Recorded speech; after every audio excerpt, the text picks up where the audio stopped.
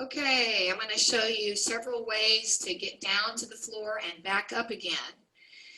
And not every body is the same, so I'm not expecting that all of you will be able to do all of these techniques.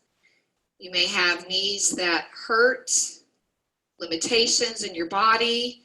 You may have to work up to these gradually, but I at least want you to see the possibilities. So first one, using a chair, not a problem if you need a chair. If it helps you do it, then great, because the goal is to be able to get down and up.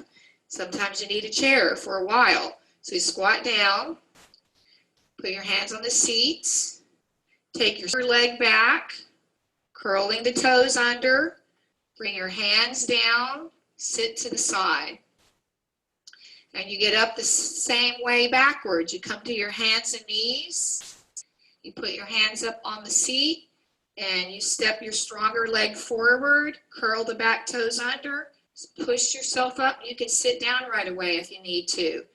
Now I want to point out a couple of little tips with what I just did. Number one, you don't want to do this from the side of the chair or the back of the chair. You want to be standing in front of the seat because that's the stronger, more stable part of the chair.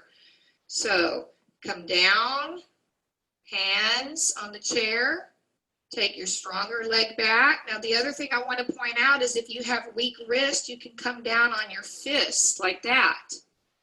And you do whatever you're going to do.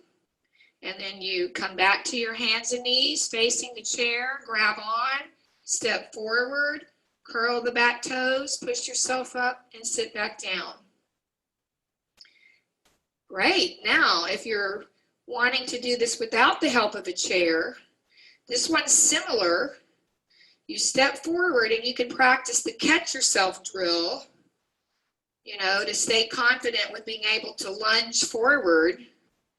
When you know you can lunge forward, I'm going to do it with this other leg so you can get a good visual. You stop, lift the back heel, and again, it's much easier to do this more quickly so that you don't have to stay on your knees for very long.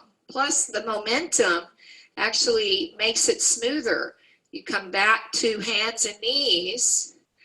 Now, I'm going to move my other leg forward so you have a better visual of what I'm about to show you. Some people have the flexibility to bring the back foot all the way up right away. A lot of people don't. So what you can do, curl the toes under and use your hand to help bring the foot up. Put the hands on the inside, curl the back toes under, come up. Ta-da! I'll do it again. I'm going to do it all at once. Forward, down, hands or wrist, or fist, and then reverse, and I'll bring my other leg forward. Now that's if you can do it all at once. If you need steps, use your hand to bring yourself up. Hey, here's another technique. This one, you walk down your legs. And you may do this for a while if you're not used to getting this far down. You might practice just doing this. Coming down, coming back up. And when you get ready, the next stage is to put your hands or your fist on the floor and practice weight transference like this. And then you can come back up. This is good training in itself. Honor your stages, right? You may not be able to do this for a while. And then when you're ready to go to the next step, you come down and you're going to take your stronger leg back, then the other leg, sit on the floor, and you reverse that. Curl your toes under you, push yourself back, and walk yourself back up. Ta-da! I'll do it again. Same as before, when you get better at it, it goes smoother when you don't need to take your time. Let me do that again. So you can come down. Actually, you can get to a point where you may not need so many steps, right? and reverse, curling your toes under and coming back up. Now let's say you get down on the floor.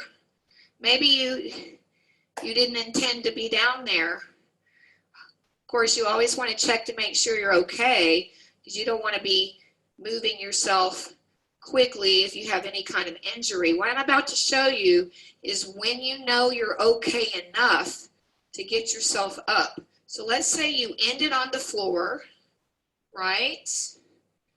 Maybe you tripped on something. Hopefully you're okay. Or maybe you intentionally came down to the floor, but your knees are hurting and you cannot do one of those other techniques to get yourself back up. You can look around the room, and I'll show you a trick with using a cushion. So you can travel on your rear end. I'm going to go to this chair over here,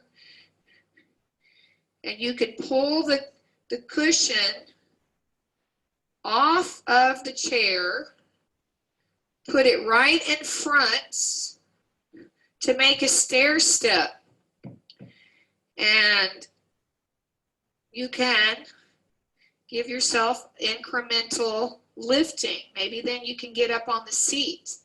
Now, if you're not able to get up with one level, you might have to build yourself another step. So you could put books or pillows up as many times as you need until you can actually push yourself up. And you never once had to be on your knees to do that. So just a little trick. Actually looking around your environment to see what props you have that could help you up. And I still acknowledge that many people, have limitations. So this is just exposure to the possibilities, things you can work up to.